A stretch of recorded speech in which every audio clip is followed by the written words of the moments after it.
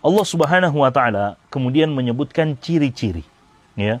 Allah Subhanahu wa taala menyebutkan ciri-ciri atau beberapa sifat orang-orang yang mendustakan hari pembalasan tersebut. Ya, hari pembalasan tersebut, yaumul jaza, hari pembalasan. Allah Subhanahu wa taala mengatakan di antara ciri-ciri mereka, fadzalikal ladzi yad'ul yatim. Mereka itulah orang-orang yang suka menghardik anak yatim. Ya. Di antara para ulama mengatakan yang dimaksudkan adalah yadfa'ul yatim, orang-orang yang suka mendorong, ya, anak yatim, tidak menyayangi anak yatim. Ya. Teman-teman sekalian yang dimuliakan oleh Allah Subhanahu wa taala, ini di antara ciri-ciri orang-orang yang mendustakan hari kebangkitan atau hari pembalasan. Karena mereka tidak meyakini adanya hari pembalasan, sehingga mereka tidak peduli dengan anak yatim. Sehingga mereka tidak peduli dengan orang lain. Mereka hanya memperdulikan diri mereka sendiri. Mereka berpikir bahwa kebahagiaan itu adalah kebahagiaan untuk diri sendiri. Tidak memperhatikan orang lain. Subhanallah. Ada orang terkadang, teman-teman sekalian, menyangka bahwa kekayaan itu adalah apa yang dia miliki, apa yang dia rasakan, ya, apa yang dia punya. Yang penting dia sudah kaya raya dan seterusnya, maka dia menganggap dirinya sudah paling kaya. Dia menganggap itulah kekayaan, padahal tidak demikian. Allah Subhanahu wa taala melalui lisan Nabi sallallahu alaihi wasallam, ya, Nabi sallallahu alaihi wasallam mengatakan bahwasanya laisal ghina bi kathratil mal. Kekayaan itu bukan dengan banyaknya harta benda yang kita punya. Tidak. Kata Nabi sallallahu alaihi wasallam, wa innamal ghina ghinan nafs. Kekayaan yang sebenarnya adalah kekayaan hati kita. Terkadang ada orang yang kehidupannya pas-pasan saja, akan tetapi hatinya sangat senang membantu orang lain. Apalagi jika yang dibantu itu adalah yatim, ya, anak yatim. Dan anak yatim disebutkan oleh para ulama kita bahwa yatim itu adalah siapa yang meninggal bapaknya dan dia belum balik, maka dia dikatakan sebagai yatim. Jika meninggal bapaknya dan dia sudah balik, maka dia tidak dikatakan yatim lagi. Ya, karena jika dia laki-laki, dia bisa bekerja, mencari penghidupan, dan seterusnya. Dan jika dia wanita, dia bisa dinikahkan dengan orang yang sudah mampu bekerja dan membiayainya. Ya. Atau misalnya dia sudah tumbuh besar, tapi dia masih dalam kesusahan.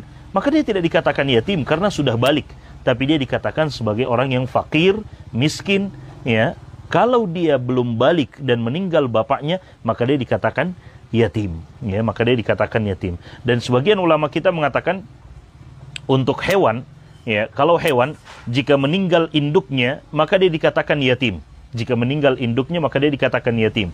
Adapun manusia jika meninggal bapaknya, ayahnya dan dia belum balik maka dia dikatakan yatim.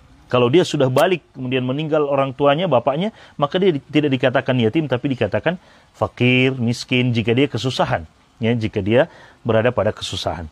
Nah, teman-teman sekalian yang dimuliakan oleh Allah Subhanahu wa taala, dalam Islam tidak ada perbedaan antara satu dengan yang lain kecuali dengan ketakwaan mereka. Ya. Kata Nabi sallallahu alaihi wasallam, kullukum min Adam. Semua kalian dari Adam alaihi salam. Wa Adam min turab, dan Nabi Adam itu diciptakan oleh Allah Subhanahu wa taala dari tanah. La farqa baina Arabiyyin wa Ajamin. Tidak ada perbedaan antara orang Arab dan non-Arab illa bittaqwa, kecuali dengan ketakwaan kepada Allah Subhanahu wa taala. Terkadang orang yang kaya raya memandang anak yatim itu seperti orang yang tidak perlu dipedulikan, ya. Seperti orang yang tidak dianggap, ya. Na'udzubillahi min dzalik. Padahal tidak ada perbedaan antara dia dengan si anak yatim itu kecuali dengan ketakwaan di sisi Allah Subhanahu wa taala. Bisa jadi si anak yatim yang tidak dianggap itu, dia ternyata menjadi orang yang beriman kepada Allah, menjadi orang yang soleh, dan ketakwaannya kepada Allah menjadi tinggi. Inna akramakum indallahi atqakum. Sesungguhnya orang yang paling mulia di sisi Allah Subhanahu wa taala di antara kalian adalah orang yang paling bertakwa kepada Allah Subhanahu wa taala. Ya, sehingga teman-teman sekalian yang dimuliakan oleh Allah Subhanahu wa taala, di antara ciri orang yang mendustakan hari pembalasan, mereka tidak memperhatikan anak yatim. Justru mereka mendorong anak yatim, atau tidak memperhatikan anak yatim, ya. Mereka kasar terhadap anak yatim. Na'udzubillahi min dzalik. Kenapa? Karena mereka yakin atau mereka tahu tidak ada yang namanya hari pembalasan bagi mereka. Bagi kita, orang-orang yang beriman, kita tahu ada yang namanya hari pembalasan. Sehingga kita dengarkan apa yang disampaikan oleh Nabi tentang anak yatim, dan kita berusaha untuk kemudian, ya, mengerjakan apa yang diperintahkan oleh Nabi terhadap anak yatim. Nabi SAW mengatakan, aku dan orang yang membiayai atau menyantuni anak yatim bagaikan dua jari ini di surga Allah Subhanahu wa taala, sangat dekat di surga Allah Subhanahu wa taala. Orang yang mengasuh dan orang yang menyantuni anak yatim itu bukan hanya sekedar memberikan bantuan 1 atau 2 kali, tidak, tapi dia berusaha membiayai terus, dia berusaha menyantuni anak yatim itu, dia berusaha memberikan keperluan-keperluan anak yatim itu, bahkan sampai keperluan pelajaran agamanya, akhlaknya, dia ajarkan semuanya. Adapun yang memberikan bantuan 1 atau 2 kali, dia tidak dikatakan menyantuni anak yatim, tapi dia tetap mendapatkan pahala yang besar, bahkan diharapkan dia juga masuk dalam hadis Nabi SAW yang tadi, bahwa orang yang menyantuni anak yatim dengan Nabi SAW bagaikan dua jari ini di dalam surga Allah SWT.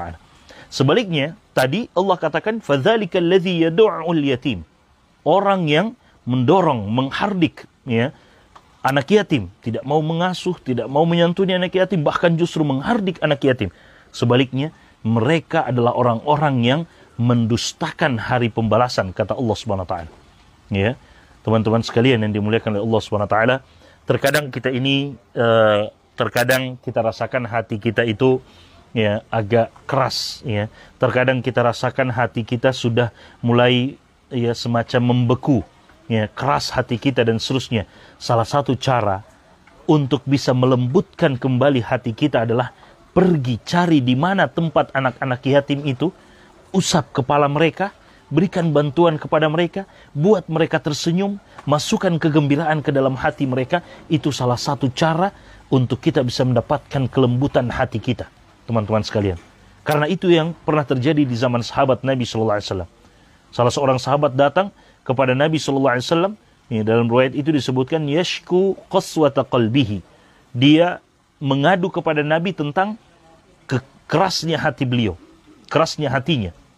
Maka Nabi SAW perintahkan untuk pergi cari anak yatim. Kemudian Nabi katakan wamsah ra'sal yatim, wamsah ra'sal yatim, usaplah kepala anak yatim itu. Kadang kan kita rasa bagaimana mengusap anak, kita rasa mungkin ada orang yang kaya raya dan seterusnya, dia rasa tidak pantas dia memegang anak yatim, mengusapnya dan seterusnya. Tidak, justru itu akan membuat hati kita lembut, teman-teman sekalian. Justru itu akan membuat hati kita lembut. Kenapa? Karena kita melihat dia juga adalah manusia, dia juga adalah ciptaan Allah Subhanahu wa taala. Cuman bedanya adalah Allah Subhanahu wa taala menakdirkan dia yatim, dan mungkin kita Allah takdirkan untuk dititipkan sedikit dari harta benda yang Allah Subhanahu wa taala titipkan. Sehingga kita berusaha untuk kemudian berbuat baik kepada anak yatim tersebut.